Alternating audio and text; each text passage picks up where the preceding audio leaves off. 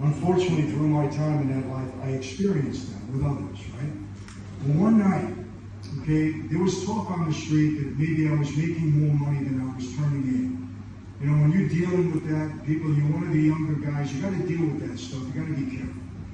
There was a newspaper article that came out that said that I had robbed $2 billion and that I was becoming powerful enough to break away from the Columbos and start my own family.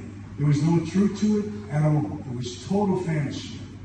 But people started to get a little bit concerned about that because I had a big crew. My father still had a lot of juice. He was out on parole.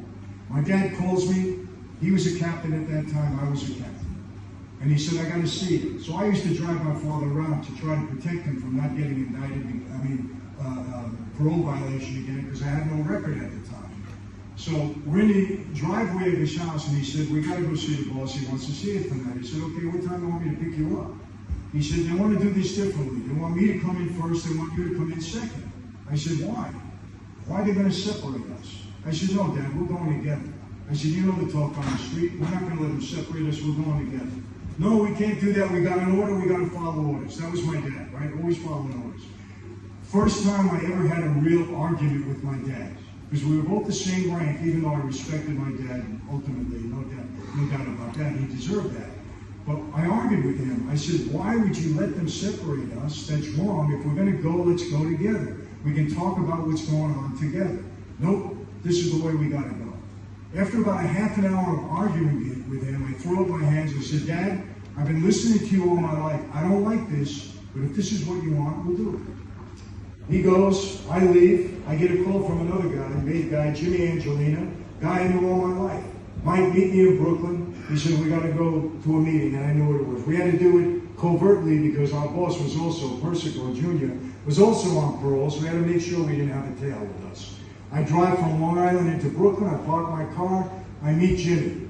I get in the car. Jimmy's driving. There's a guy sitting in the back seat who I recognized, but I didn't know him well. Wasn't a made guy. It was just an associate. So we're driving, and we're driving around in circles, make sure we don't have a tail on us. And I'm waiting for Jimmy to tell me what's going on tonight. Well, he doesn't talk to me. He starts talking to me about the Yankees. Now, I'm a diehard Yankee fan. I love the Yankees.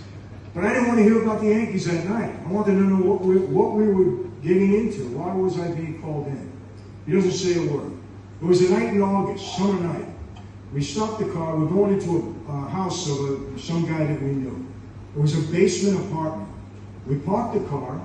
I get out, and it was about a 30-yard walk. I'll never forget, from the car down to this basement apartment where we had to go into the meeting. I get out of the car, and I'm conscious of this, and I'm waiting for Jimmy. He doesn't walk ahead of me. He walks behind me. The other guy, I don't look back because I don't want to think anybody to think I'm nervous. And I hear his door slam, but he don't walk ahead either. And I had never been at this house, so you would think they would walk in front of me, show me where it was going. Well, they don't. So now I'm walking down the path, and I'm getting really nervous. I said, this is bad. This is a bad setup. I said, I may get killed here tonight, right? People, I tell you this, when I tell this story, it was a summer night. I can see the fireflies because they were around there that night.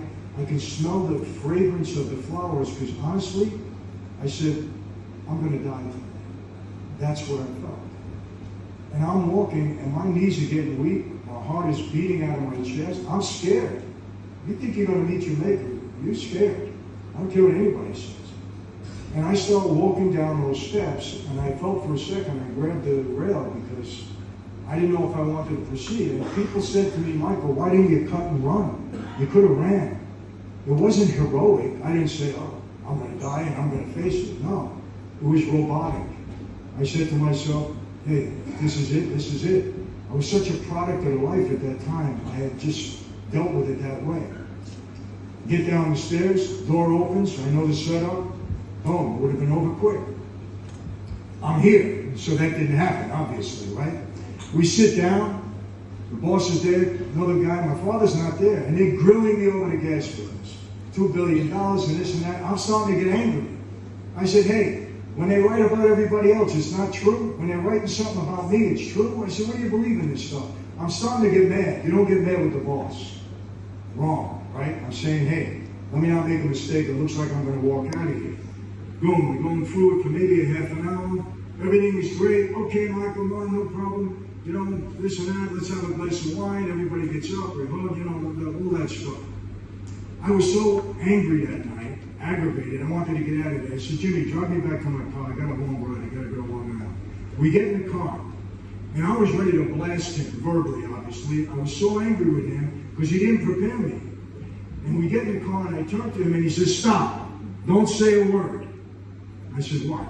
He said, I got to tell you something tonight, Michael. I said, what? He said, you handled yourself pretty good in there tonight. He said, this was serious. You could have been in a lot of trouble. And I turned around and I looked at him, and I got even more mad. I said, you're my friend. I know you all my life. We did things together. I said, I know your family. I know you my whole life. You going to let me walk in that room? You don't tell me anything? You don't prepare me? Smart guy. He stopped and he said, if it was the other way around, would you have told me?